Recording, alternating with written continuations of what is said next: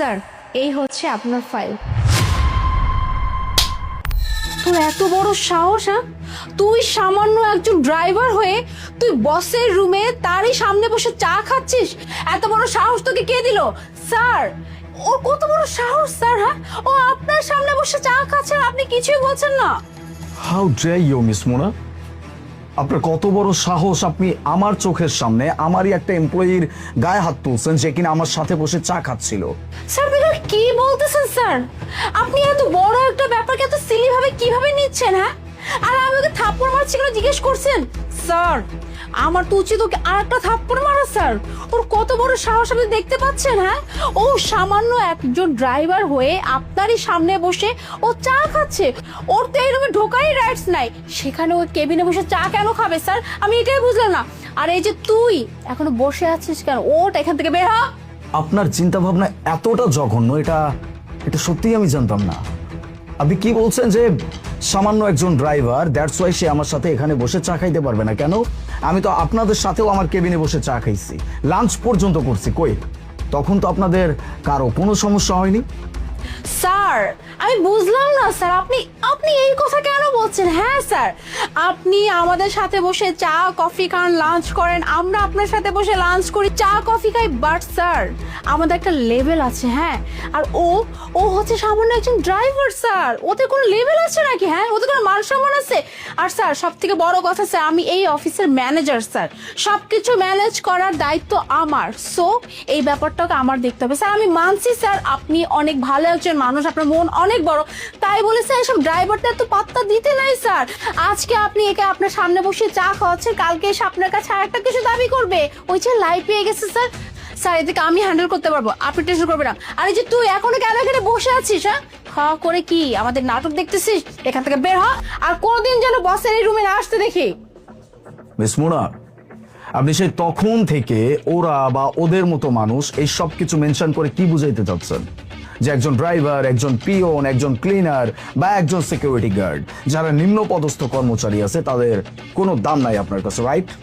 Of course sir, এটা আমার জিজ্ঞেস করতে হয় স্যার? হ্যাঁ, ওরা হচ্ছে একদম নিম্ন স্তরের কর্মচারী স্যার। আমি আপনাকে বলি, এই যেমন ড্রাইভার, তারপর হচ্ছে দারোয়ান, তারপর হচ্ছে পিওন, তারপর হচ্ছে ক্লিনার, এরা সব নিম্ন পদস্থ কর্মচারী স্যার। ওদের না আছে কোনো ভ্যালু, না আছে কোনো সম্মান স্যার। ওরা তো জাস্ট আসে আমাদের কাজ করার জন্য, ব্যাস। ওদের আবার কিসের সম্মান দিতে হবে স্যার? স্যার আমি একটা কথা বলি আপনাকে স্যার, এদের মতো মানুষদেরকে আমার খুব ভালো করে জানা আছে, বোঝা আছে স্যার। আমি আপনাকে একটা কথা বলি, আপনি প্লিজ স্যার এদেরকে এত বেশি লাই দিবেন না স্যার, পরে আপনি বিপদে পড়ে যাবেন স্যার। আপনি কেন বুঝেন না স্যার? ওরা হচ্ছে ছোট লোক স্যার, ওদের সাথে এভাবে কি আপনার মেলামেশাটা ঠিক দেখাচ্ছে স্যার? মিস মোনা, আপনি হয়তো ভুলে যাচ্ছেন যে এই অফিসটা আমার, এই কেবিনটাও আমার। এখানে কে কতক্ষণ স্টে করবে সেটা আমি ডিসাইড করব, আপনি না। বাই দ্য ওয়ে, ঠিক আছে, আপনার কথাই মেনে নিলাম। এরকম নিম্ন পদস্থ কোনো কর্মচারীর যেহেতু আপনার কাছে কোনো দাম নাই, তাহলে আজকের পর থেকে, মানে এই মুহূর্ত থেকে, আপনি ম্যানেজার হিসেবে ওদের কাছ থেকে কোনো প্রকার সুবিধা বা সেবা পাবেন না। হোক সেটা একজন পিওন, হোক সেটা একজন সিকিউরিটি গার্ড, হোক সে একজন ড্রাইভার বা হোয়াট এভার, কেউ না, কারো কাছে থেকে আপনি কোনো সেবা পাবেন না। একজন ড্রাইভার আপনাকে আপনার বাড়ি পর্যন্ত পিক করে আসবে না, আপনার গাড়ি ড্রাইভার চালাবে না। একজন সিকিউরিটি গার্ড, তাকে আপনি বলতে পারবেন না আপনার গাড়ি পার্ক করার কথা। একজন ক্লিনার, তাকে আপনি বলতে পারবেন না যে আপনার কেবিনটা যেন সে পরিষ্কার করে দেয়। বা একজন পিওন, তাকে আপনি কোনো প্রকার অর্ডার করতে পারবেন না, না চায়ের জন্য, না পানির জন্য, না কফির জন্য, কোনো কিছুর জন্য না। ঠিক আছে, আজকের পর থেকে আপনার সমস্ত কাজ আপনি একা করবেন। স্যার এটা আপনি কি বলছেন স্যার? হ্যাঁ, এটা সম্ভব নাকি? হ্যাঁ, ড্রাইভার যদি আমাকে বাসা থেকে নিয়ে না আসে, আবার অফিস থেকে নিয়ে না যায়, আমি কিভাবে আসবো, কিভাবে যাব? আর পিয়ন যদি হচ্ছে আমাকে চা কফি না দেয়, আমি স্ট্রেস ফ্রি কিভাবে কাজ করব স্যার? আর সিকিউরিটি গার্ড যদি আমার দেখাশোনা না করে স্যার, আমার সেফটি কোথায় স্যার? এরা যদি এইসব কাজ আমার না করে, তাহলে আমি কিভাবে থাকবো স্যার? আমার তো অনেক প্রবলেম হয়ে যাবে, তাই না? এক্স্যাক্টলি, আমি আপনাকে সেটাই বলতে চাচ্ছিলাম। আমার কোম্পানিতে আপনাদের মতো শিক্ষিত, আপনাদের মতো ইন্টেলিজেন্ট, আপনাদের মতো যোগ্য যত মানুষজন আছে, যত কর্মকর্তা আছে, তাদের যেমন আমার কোম্পানিতে প্রয়োজন আছে, ঠিক তেমন এসব নিম্ন পদস্থ কর্মচারীরও দরকার আছে। আমি যদি এখনই আপনাকে বলি যে আমার জন্য এক কাপ চা বানিয়ে নিয়ে আসেন, আপনি কি নিয়ে আসবেন? কখনো নিয়ে আসবেন না। আমি যদি আপনাকে বলি আমার রুমটা আপনি ক্লিন করে দেন, আপনি কি সেটা করে দিবেন? কখনো করবেন না। তাহলে আমার তো এই মানুষগুলোকে দরকার আছে। যদি তারা না থাকতো তাহলে আপনি বা আমি এত সুন্দর রিল্যাক্স মাইন্ড নিয়ে আমাদের কাজগুলো করতে পারতাম না। হ্যাঁ, আমি যেমন আপনাদেরকে ছাড়া কোনো প্রজেক্ট হ্যান্ডেল করতে পারবো না, কোনো মিটিং অ্যাটেন্ড করতে পারবো না, ঠিক তেমনি আমার কোম্পানিও এরকম নিম্ন পদস্থ কিছু কর্মচারী ছাড়া চলবে না। আর সব থেকে ইম্পর্টেন্ট কথা, আজকে যদি এই ছেলেটা না থাকতো তাহলে আমি আপনার সামনে বসেই ভাবে কথা বলতে পারতাম না। আমি আমার ফোনে ব্যস্ত ছিলাম, আমি খেয়ালও করি নাই যে একটা গাড়ি খুব স্পিডে আমার দিকে আসছে, কিন্তু আমি খেয়াল না করলেও সেটা ও খেয়াল করছে। আমাকে যদি ও টেনে না ধরতো তাহলে, আর সেই মানুষটাকে আপনি আমার চোখের সামনে যা ইচ্ছা তাই বলে অপমান করছেন, আপনি তার গায়ে হাত তুলছেন, তাও আবার সে আমার একজন এমপ্লয়ি। ও যদি সঠিক সময় আমাকে কোথাও ক্যারি না করে, কোনো মিটিং আমাকে নিয়ে যেতে না পারে, তাহলে আমি মিটিং কিভাবে অ্যাটেন্ড করব? বা আমি একটা বড় প্রজেক্ট কিভাবে নিজের করে নিব?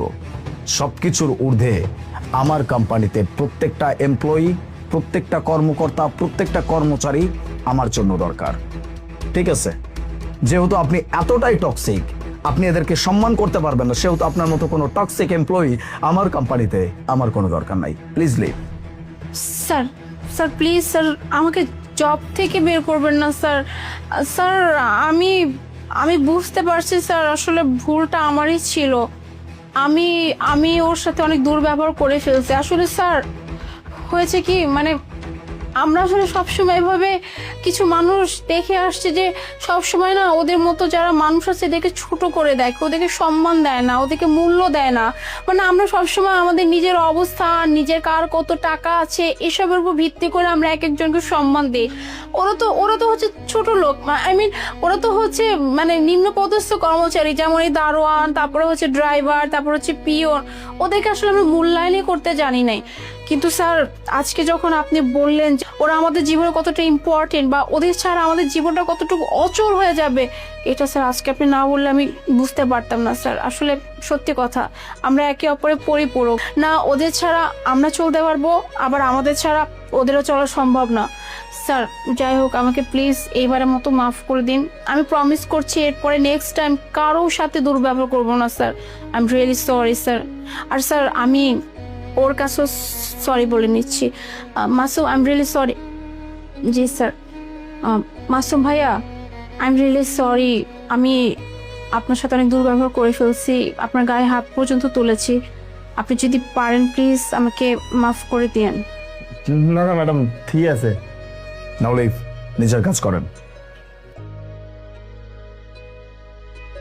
সরি মাসুম, আমি ওনার ব্যবহারের জন্য আবারও সরি।